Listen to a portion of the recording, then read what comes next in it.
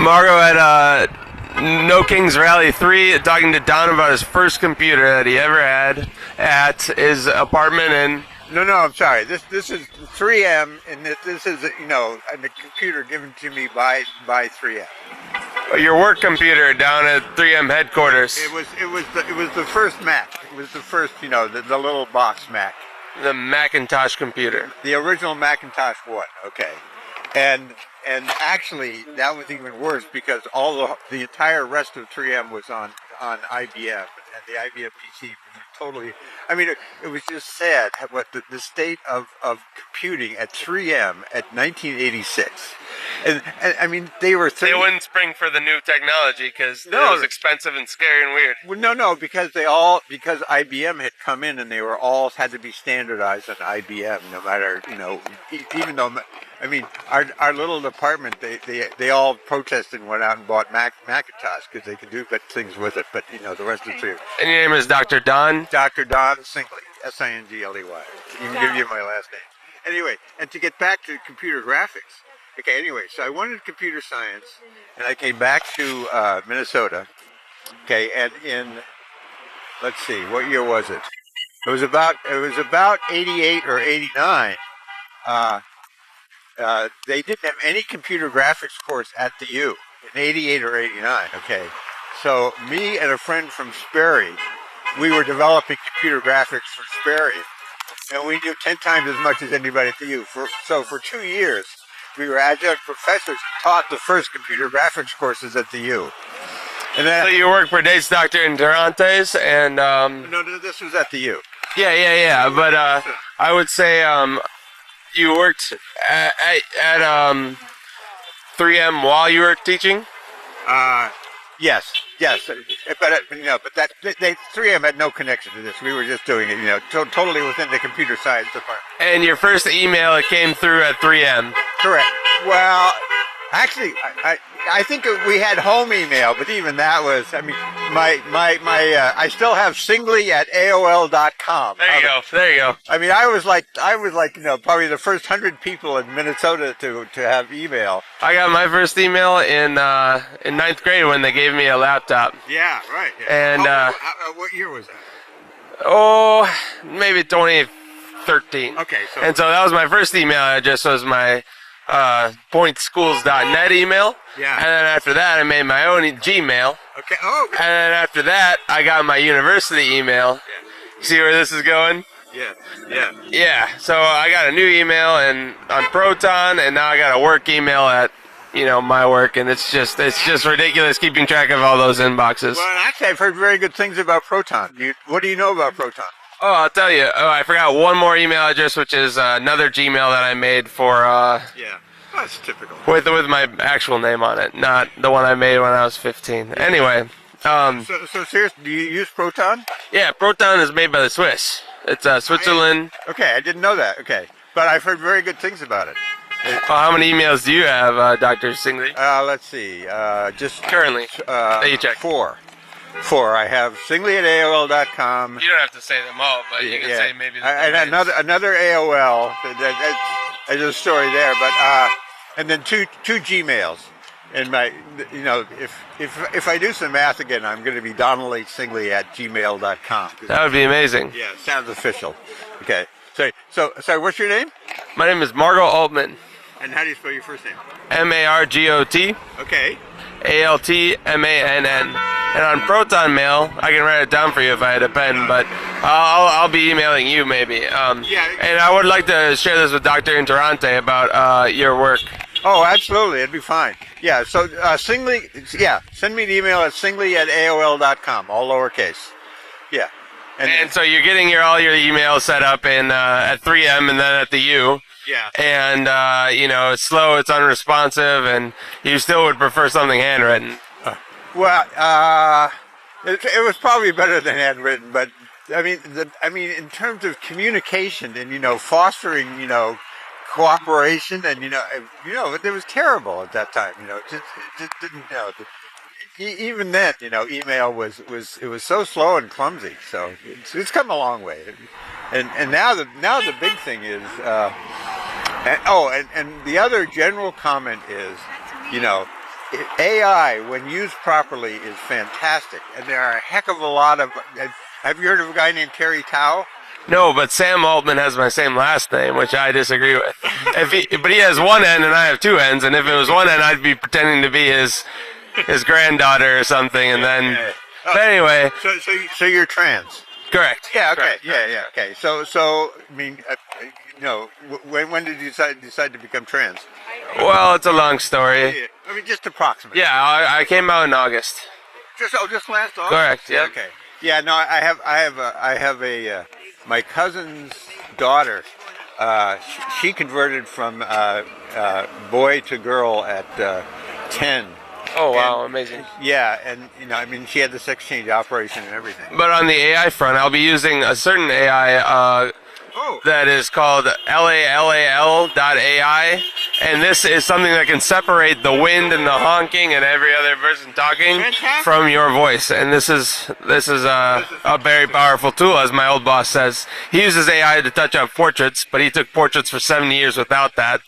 Sorry, 40 years or so. And the photographer. Oh, good for him. Anyway, sorry, I shouldn't.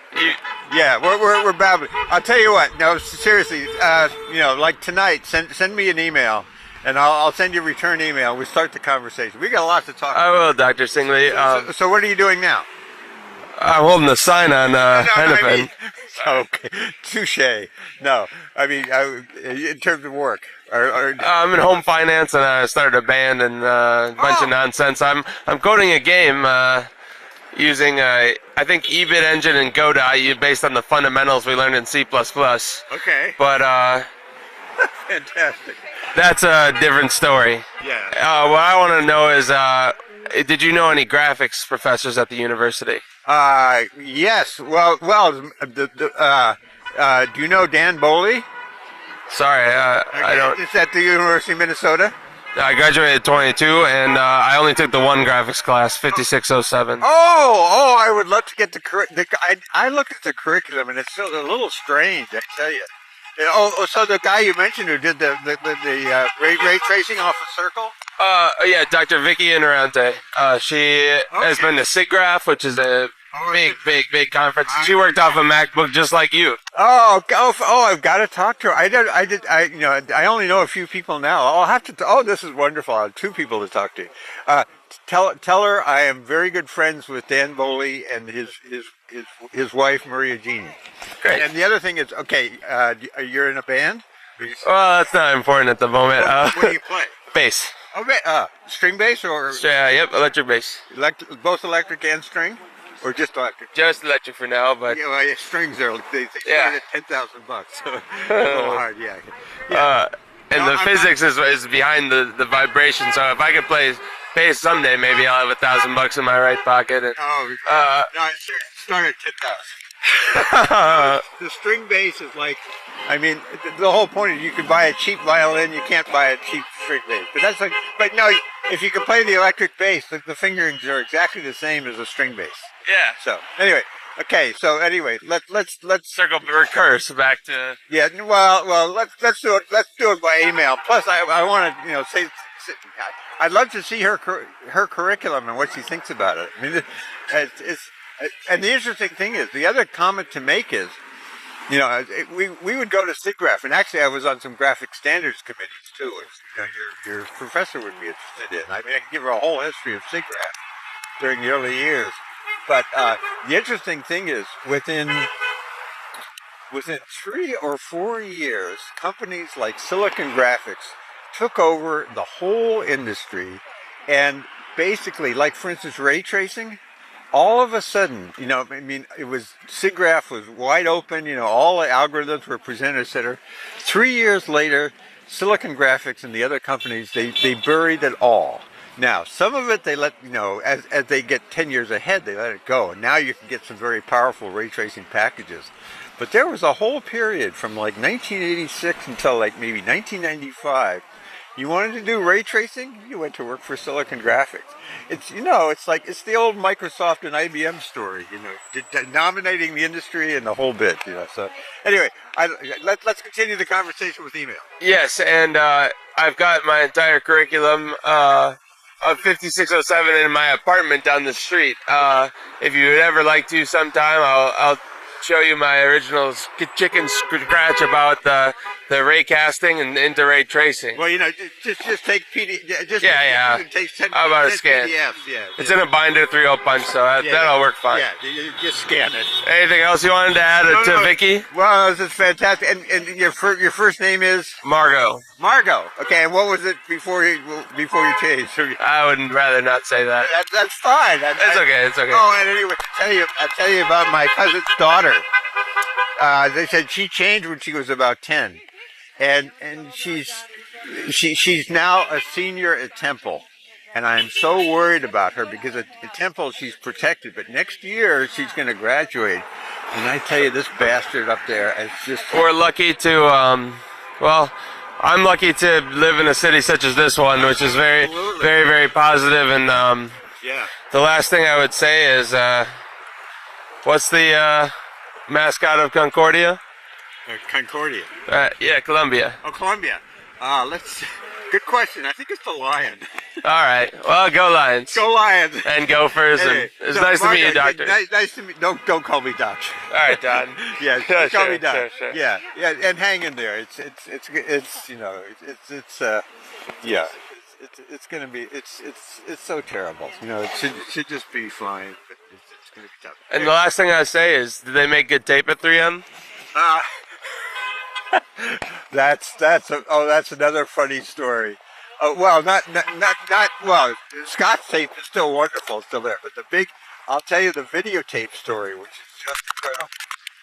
Did you hear about the spin-off, Emation from 3M? Okay, there's an incredible story about videotape. They basically spun off a whole part of the company because videotape was failing and they didn't want to acknowledge it.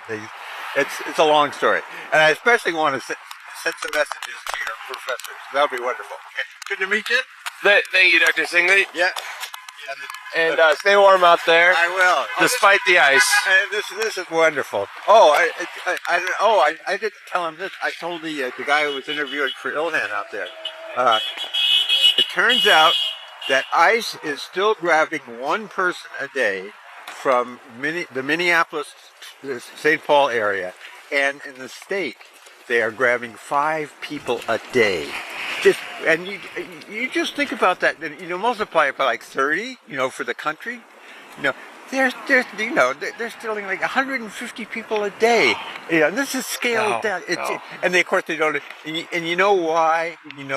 The first one you get sort of from local reports, but you can't get any information from the state. You know how we know how many people ICE steals in the state? There's this guy at the airport, okay?